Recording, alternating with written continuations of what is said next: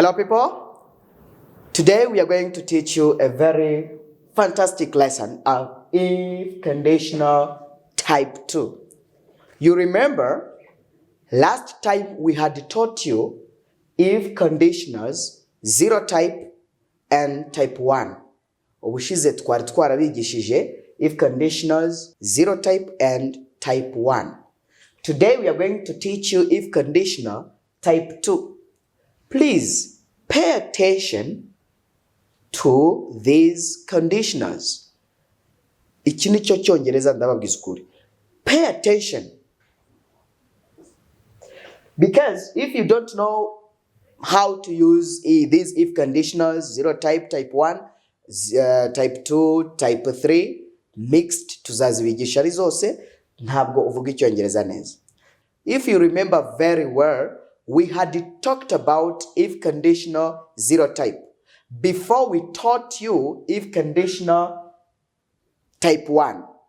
If conditional 0 type refers to the real situations, ku bintu bihoraho biba. Urugero, iyo mvuze ngo if you study well, you succeed. Bizwi ko iyo wize neza utsinda. If you study well, you succeed. Okay? The first part of if clause is in simple present and the second part of main clause is in simple present.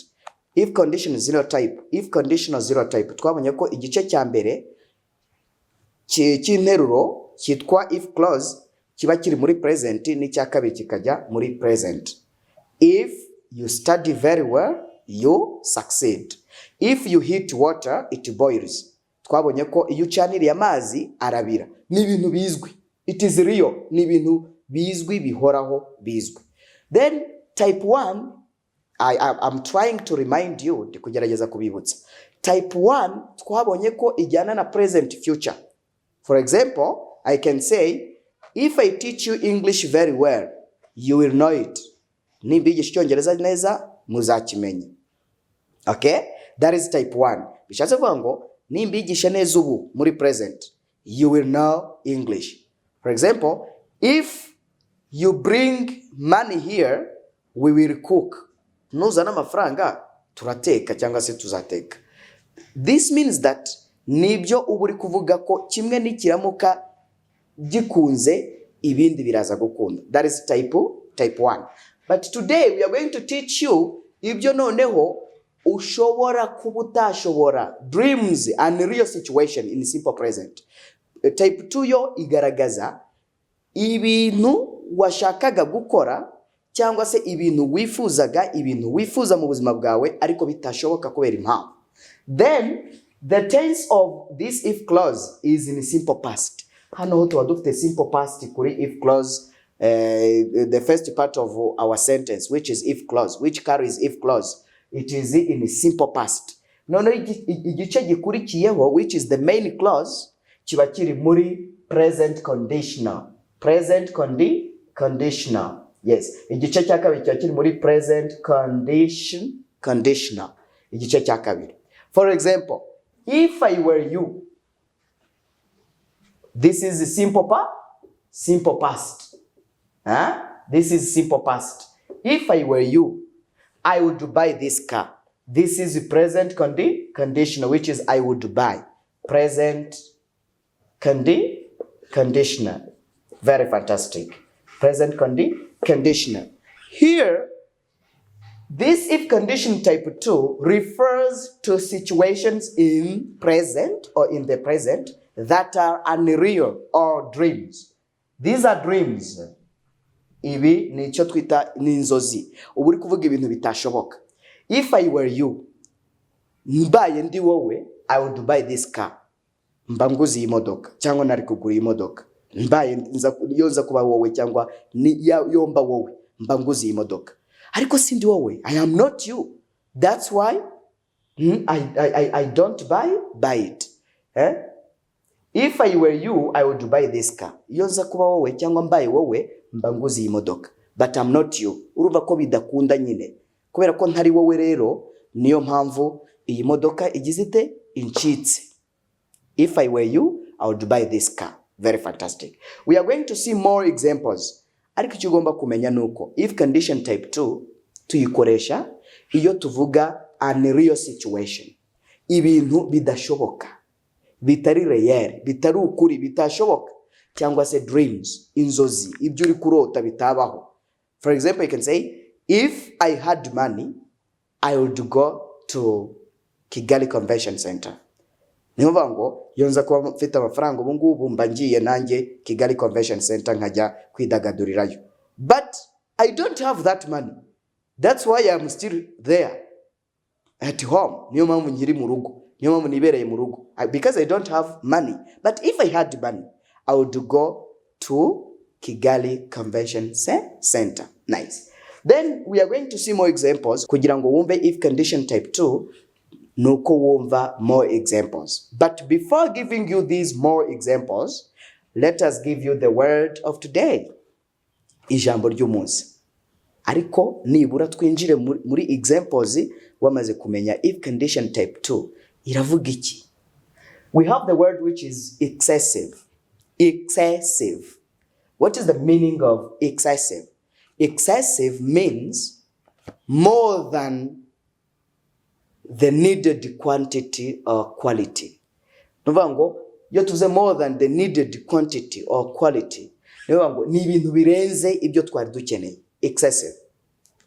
Ibintu birenze, umurengera, tubyita excessive in English. For example, I can say, shobora kuvuga nti, yesterday, they gave us excessive food in our meeting.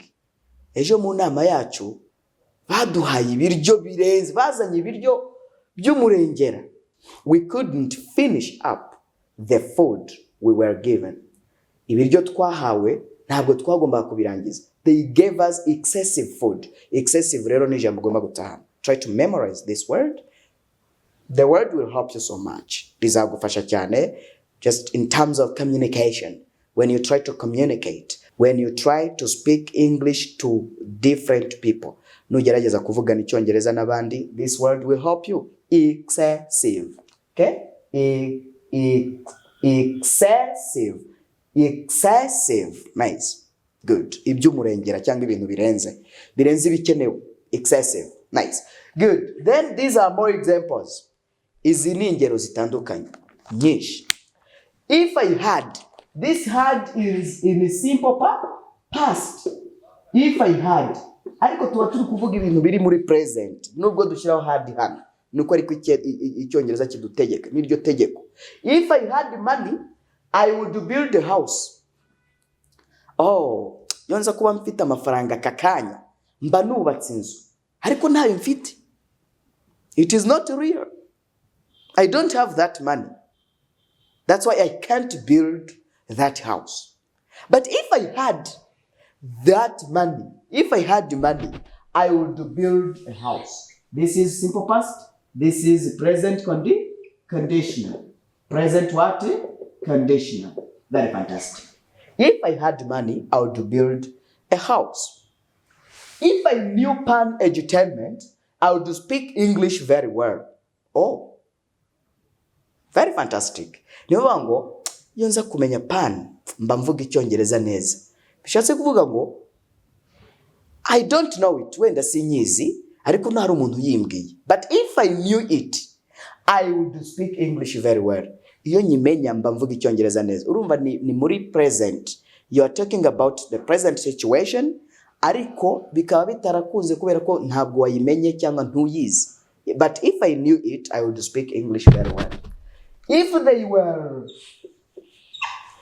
they were my friends, I would tell them my problem. Aba bantu, these people. If they were my friends, I would tell them my problem. Iyo baza kuba inshuti zanjye, ariko ntabwo abantu ari inshuti zanjye. I would tell them my problem. Ubu uri kubivuga kakanya. Uvuga uti wicuza kuba atari inshuti zawe. Iyo baza kuba inshuti zanjye, mba mbabwiye ikibazo mfite. If they were my friends, I would tell them my problem. Okay? Good. If it rained, if it rained, you would get wet. imvura yigwa muba mumaze mwanyagiwe. To get wet means kunyagirwa cyangwa gutota, you know. Yes, then if it rained, iyigwa, you would get wet, muba munyagiwe cyangwa se mwari kunyagirwa. Iyigwa mwari kunyagirwa. Urumva ni present situation. Present situation. Yes. Then here, if I were you, iyo nza kuba wowe. Please don't say if I was you. If I was you ntibibaho mu Cyongereza. We say if I were you. Because when if starts with I plus were. Don't say plus was. Yes, when if starts I, we don't use was here, but we use were. We use this were instead of was. Niko itegeko rivuga. Rivuga ko utavuga ngo if I was you. If I were you, I would quit smoking. I would quit smoking. Yomba wowe mba ndetse itabi. Kuko mbonye ibintu itabi rigukoreye. But if I were you, my dear, I would quit smoking. Very fantastic. Then, my dear friends, what I want to remind you is that if you want to master or to know if conditionals very well, try to master tenses. Niba ushaka kumenya if conditionals kuko ni nacyo Cyongereza ubundi, gerageza mastering, gerageze ushyire mu mutwe tenses, ibihe by'inshinga ububizi, kuko ntushobora gukora if conditionals when you don't know tenses. But the solution is this one. Igisubizo ni iki ngiki. This is the solution. Tenses are there. Ibihe by'inshinga biri muri iki gitabo. Try your best to buy it in order to perform well, in order to speak English very well, in order to fully master these if conditionals and other aspects of grammar or grammatical rules. Nuvuga ngo grammatical rules zose ziri based kuri tenses. Gukora interuro neza ni ibihe by'inshinga. Byose rero biri hano. Very fantastic. Then, if it rained, you would get wet. If I were you, I would quit smoking. If I won $1 million, I could stop working. Iyo ntsindira miliyoni y'idolari, nari kurekeraho gukora. Gukora naba mbiretse rwose. Yo nyitsindira. But I haven't won $1 million. That's why I will keep on working. Which means that won, here we don't say won. This is simple past of verb to win. You need simple past of verb to win. Now we talk if I won. We say if I won. Won. If I won $1 million, I could stop working. Ariko sinayitsindiye nyine ndakomeza gukora. If condition type 2 ivuga ibintu biri unreal. Ibintu bitashobotse, bidashoboka. Ibintu bimeze nkaho uri kurota. Nk'inzozi. Yes, if I won $1 million, I could stop working. Hari n'umuntu ushobora kuba yicaye akavuga ati ntsindiye miliyoni y'idolari, narekeraho gukora. In Ikinyarwanda. Then in English, that person is using if conditional type 2. Nice. Then here, the last sentence is this one. If I had a car, if I had, simple past. Urabona ko naha ngaha twakoresha simple past kuri nteruro. If I had a car, I would drive it every day. Iyo ngira imodoka mba nyitwara buri gihe. But you don't have it. Ariko ntayifite nyine. That's why it is unreal situation. Ni ibintu bitariho, bidashoboka kubera ko kimwe cyanze nyine ikindi ntigishoboka. If I had a car but I don't have it, I would drive it every day. Nayitwara buri munsi. Yonza kuba nyifite.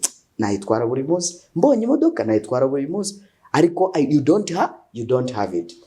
Good. Cyangwa mfite imodoka nayitwara buri munsi. Very fantastic. Then now you had better memorize this lesson. You had better memorize this lesson. You had better get this lesson very well. You had better have so much practice on this lesson. byaba byiza ukoze imyitozo myinshi nawe kuri iri somo. This is part 1. We'll give you part 2, part 3, and we'll give you different practice on this lesson. Then now, this is the right time for us to get the saying of today. Uyu ni umwanya mwiza mu by'ukuri wo gufata saying of today. Iyi saying irabafasha cyane. In English we say, okay, before you speak, listen. Before you speak, listen. Before you write, think. Before you write, think. Before you spend, earn. Before you spend, earn. Before you invest, investigate. What does it mean? Before you speak, listen. Mu Cyongereza barakubwira ngo mbere y'uko uvuga jya ubanza wumve. Before you write, think. Mbere y'uko wandikira umuntu ubutumwa bugufi cyangwa igitabo cyangwa ibindi wandika, tekereza, banza utekereze. Before you spend, earn. Mbere y'uko spendinga ugira ibyo utanga, banza ugira ibyo winjiza. Before you spend, earn. Before you invest, investigate. None bakakubwira ngo mbere y'uko ushora amafaranga yawe ahantu runaka, investigate. Banza ushaka amakuru, perereza. To investigate means guperereza. To look for information thoroughly. Try to investigate thoroughly. Kora iperereza ryimbitse. Before you invest, investigate. Let me repeat. Before I quit this stage. Mbere yuko mva ku rubuga, kamanze nsubiremo aka kantu kagufashe. Before you speak, listen. Before you write, think. Before you spend, earn. And before you invest, investigate. I am Teacher Jasper. We are together for the next lessons. Bye-bye.